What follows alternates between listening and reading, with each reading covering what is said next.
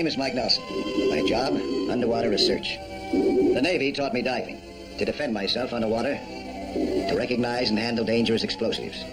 But experience taught me to think fast when face to face with the unexpected. In 10 years of diving, in sometimes dangerous waters, I've learned that the shark will not attack an underwater swimmer with an airlock, unless perhaps he's in a feeding frenzy.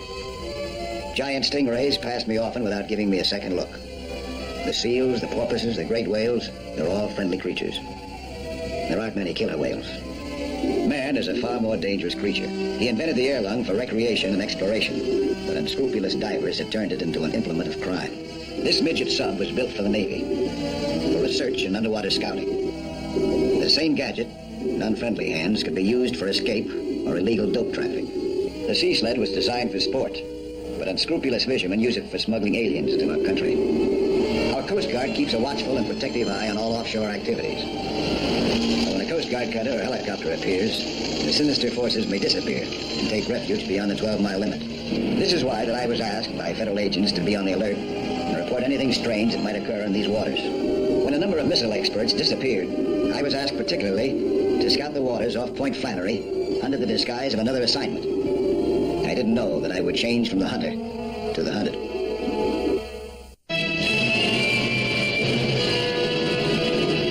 For every practical purpose, I was assisting Dr. Carpenter, whose assignment was to photograph whales from marine land of the Pacific. The sea was rough, but whales don't mind bad weather, and my boat was sturdy. Dr. Carpenter didn't know that my assignment was something other than whales, and more dangerous than the rough sea. The first whale that popped up was a 50-foot cow. She kept in sight for a while and gave Dr. Carpenter a chance to observe her at close range.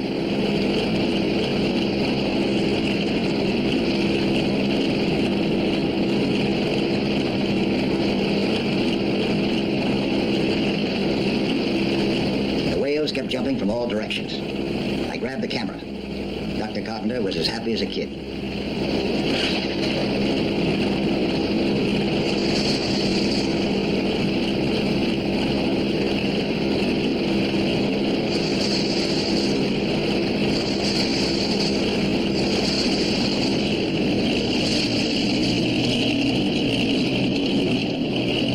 The good doctor was scanning the horizon. He spotted something.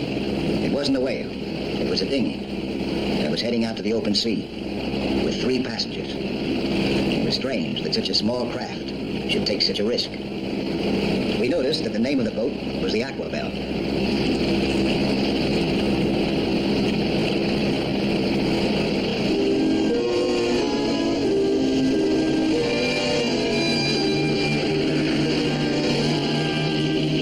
I switched on the radio for the late weather report. What we heard was a special bulletin. Authorities are intensifying their investigation into the disappearance of the guided missile expert, Dr. Ryland Decker. Turn that up, will you, Mike? Dr. Decker is the 3rd guided missile expert who has mysteriously disappeared in this area. Navy spokesman made it clear that there is no definite indication of foul play. Dr. Decker is noted for his periodic withdrawals into unannounced seclusion. However, the secret nature of Decker's guided missile work has prompted government agencies to make a thorough search for the missing scientist. Now, from the nation's capital...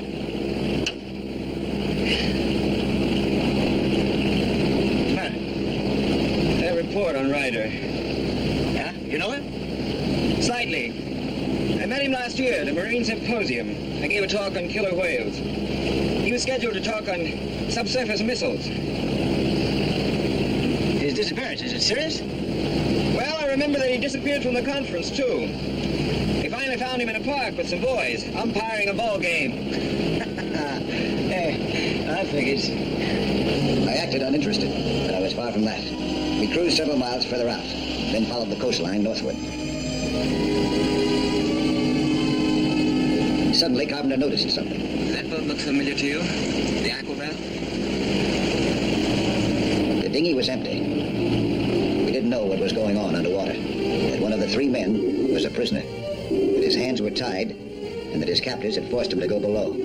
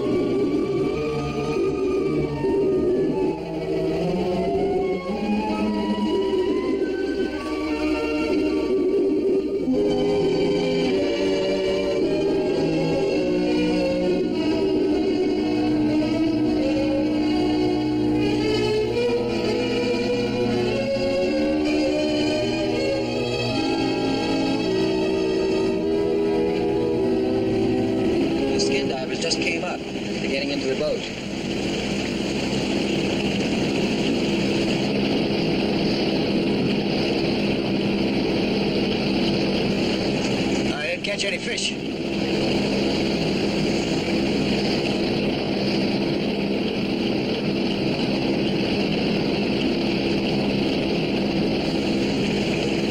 They're going away without the third man.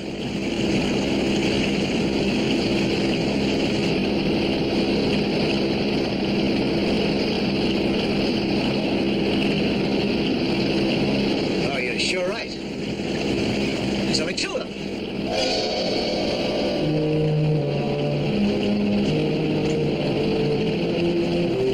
I knew that something was very, very wrong. I changed into my diving gear.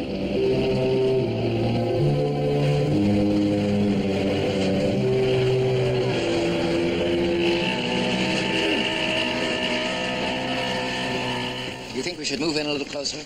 No, might not be safe. We don't want to call attention to ourselves. I got about an hour of air. That ought to give me enough time to do some snooping. Be careful, Mike.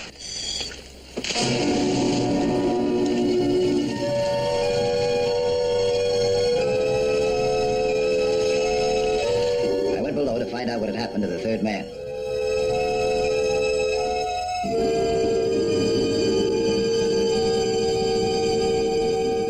I was helpless against the strong current around the reef.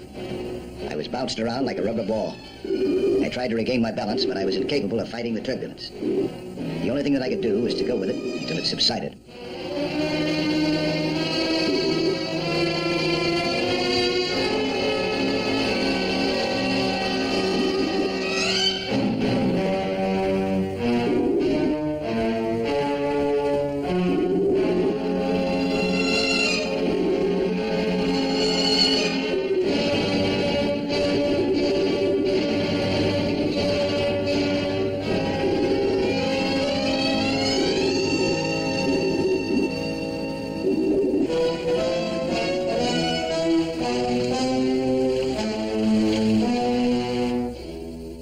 Fighting the current, I used up too much air. And then suddenly I sighted something that I'd never seen below. It was no sunken hull. It looked like a big mushroom made of metal. I wanted to get closer, but I couldn't. I was out of air. All I had time for was to turn on my safety valve and head back toward the boat.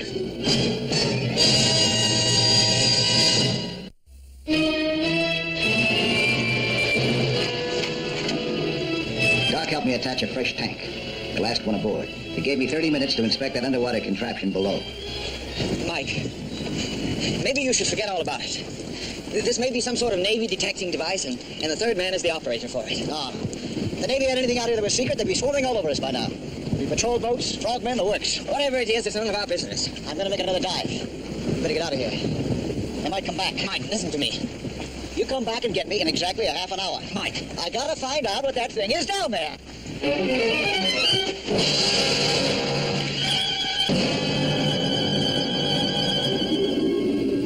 I went down again.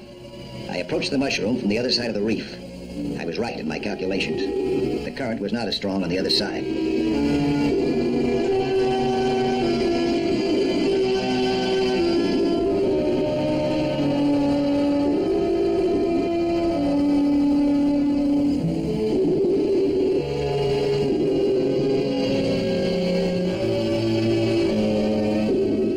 I reached the underwater contraption in a few minutes. And then I saw somebody standing inside. All of a sudden, it hit me. This was an underwater prison. There was an air bubble under that dome. A pocket of captive air that kept the water out by its own pressure. A maximum security prison. He had to stay in there or drown. You are Ryder Decker, aren't you? Where are you taking me now? Take it easy now. We're both on the same side. I don't believe you. There's no time to convince you. You're not one of them? No. How'd you find me then? There's no time to answer questions. I've got to get you out of here before they come back. They're not coming back. No? Their job was finished when they brought me out from offshore. I don't understand any of this. Why are you down here, you know? They said something about a seaplane picking me up. Then this must be some kind of an underwater station. Uh-huh. They're going to send divers down for me with a breathing device for me. And soon. Whoever's masterminding this deal must know that you can't last very long under this dome. Tell me, you're obviously an expert at this. What would my chances be of reaching the surface without a breathing device? With you helping me? Reaching the surface wouldn't be a problem. It's whether or not my friend will be back when we get up there. You're not out here alone? No. I sent him away when I came down to investigate. He sent him away. Yeah. You gotta be back right now. Let me see. I got an idea how we'll do this. I'm gonna go up and take a look. And if he's there, we got it made. You'll come down again for me with a breathing device? Right away. Now, you take it easy, huh? What I didn't tell Dr. Decker was that the breathing device that I planned to bring him was the one that I was wearing. I had no spares in my boat. I hoped that by the time I reached the surface, Dr. Carpenter would be back.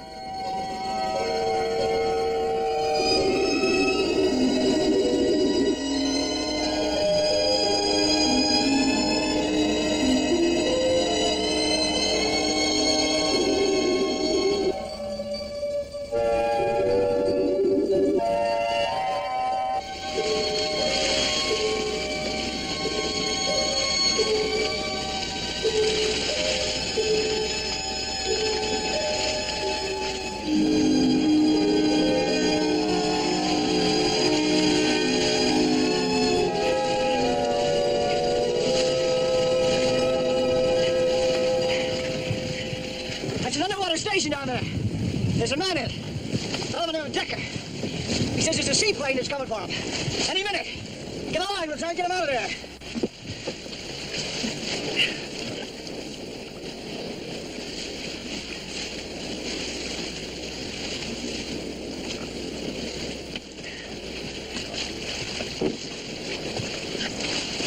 Now, when Decker yanks on this line, you haul him up. But not too fast. All right. Get the rest of it straight. After he gets on board, get him out of sight, and then go to the Coast Guard station at Bayard's Cove. Why can't I contact the Coast Guard by radio? Now, I don't want to take a chance. That seaplane might cut into our wavelength. You deliver the message in person. Me? Why me? I won't be able to. Decker will explain later.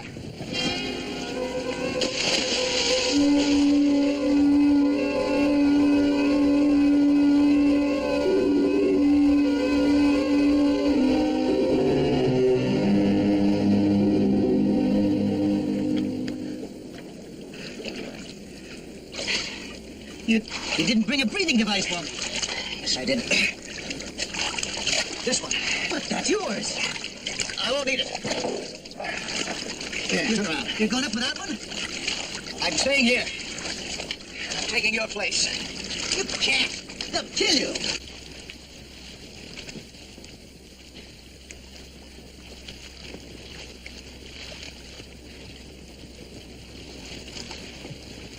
I'm hoping they won't know what you look like. If they think I'm Dr. Decker. You better give me your hood. It'll help disguise me, huh? Why should you take a chance like this? Those divers come down here and they don't find anyone. They get back in their seaplane. They can very easily spot our boat from the air. They could overtake us before we got to shore. Now, you get outside this dome. You yank on this line. Here, put it in your belt. My friend Carpenter will be up there waiting. I'll haul you up. There. Now, you know how to use this? Yes, they showed me. Good. Now, you're gonna be all right. Thanks. You're a brave man. I'm just hoping that you get to the Coast Guard in time to save my neck. Here, let me help you here. Good luck.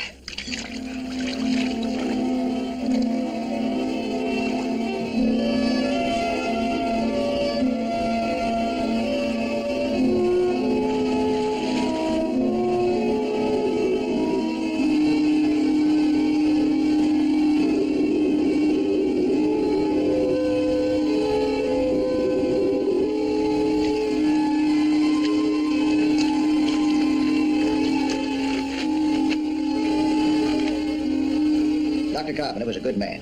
I knew that phase one of my rescue plan would work out. It did. He got Decker up to the surface in fine shape, and he hauled him in.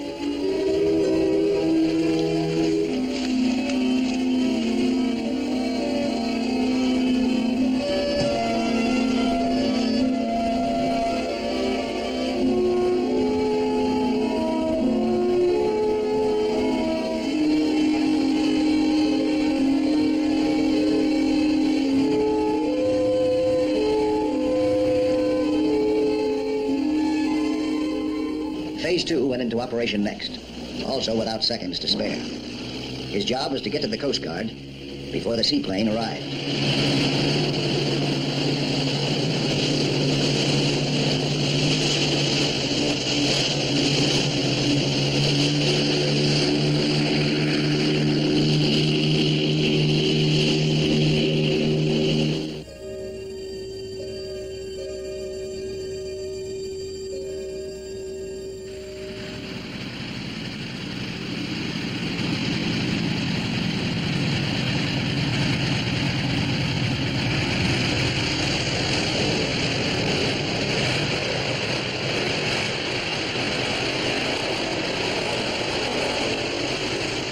Phase 3 began, and just in time for me. Decker and I had used up more air in our two conversations than I'd realized. I didn't know if I'd be able to last until the supposed rescue team arrived. Each minute that passed made it more likely that I wouldn't. This was the one time in my life that I wanted to be wrong.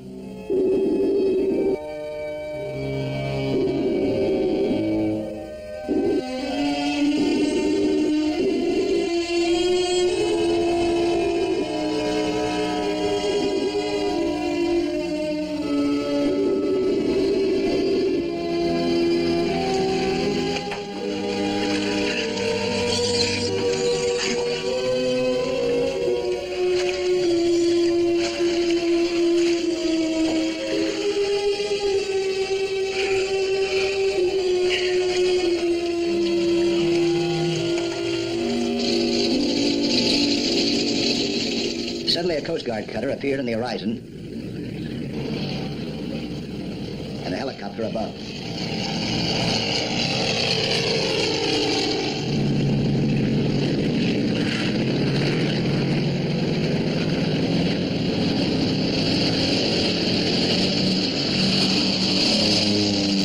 The seaplane took off in a great hurry, leaving the two divers behind.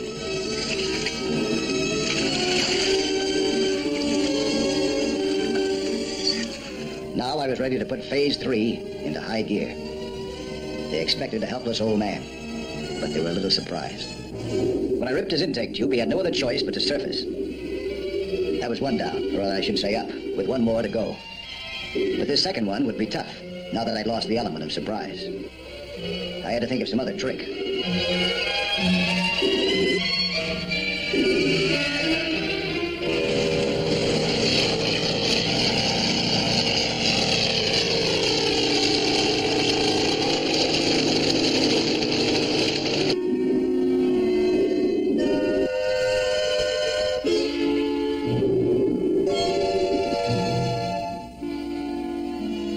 The trick was a simple one. First, I gave away my location by bubbles. Then I sneaked away and cut off my air supply for a minute or two. As I had hoped, he followed my bubbles and was surprised not to find me behind the rock.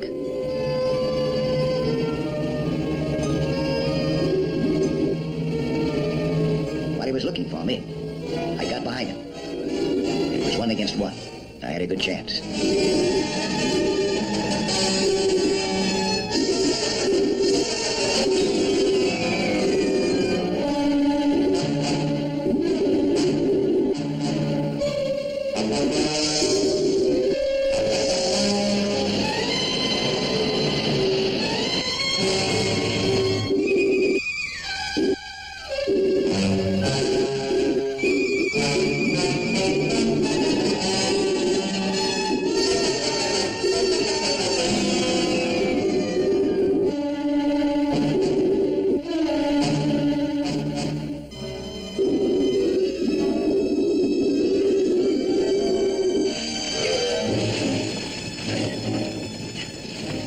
We surfaced together. We didn't have to float very long. The Coast Guard was closing in fast. The kidnappers of Dr. Decker had no avenue of escape.